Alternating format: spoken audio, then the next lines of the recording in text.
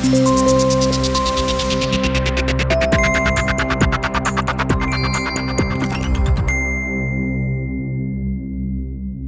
number of NHS patients referred to residential rehab to undergo treatment for drug or alcohol addiction in Scotland is at an all-time low. One of the country's longest-standing facilities, Castle Craig near Edinburgh, has seen taxpayer-funded admissions plummet from 257 in 2002 to just 12 last year. Camley's cartoon, concern over rehab referrals. Only 4 of these were from NHS Scotland, however, with the rest of the referrals coming from NHS England.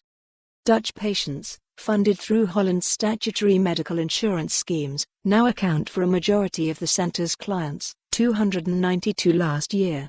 There were also 268 private patients from the UK and abroad.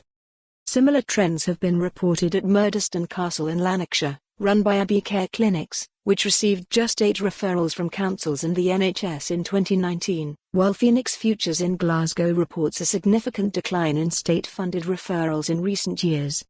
A spokesman for the Priory in Glasgow said it only handles private clients. The Scottish Government told the Herald it is launching a review into demand for rehab. Case study: I drank to oblivion, in the end I used to pray to God I wouldn't wake up.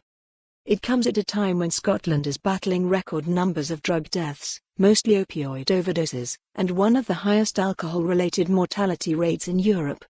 Official guidelines recommend residential rehabilitation for addicts with complex needs, but budget cuts and a shift to community-based care have been blamed for the decline despite evidence that rehab can be 10 times more effective than methadone at keeping heroin addicts clean.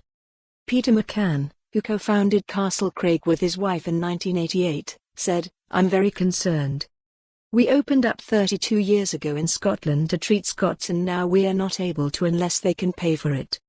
At one stage we were treating around 250 NHS patients a year, we had a contract with Greater Glasgow for 100 patients a year.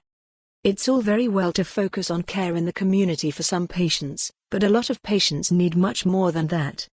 A UK-wide report this week by recovery charity Phoenix Futures found that half of rehab residents found it difficult or very difficult to access funding for treatment, with waiting times of up to 12 months before approval was granted.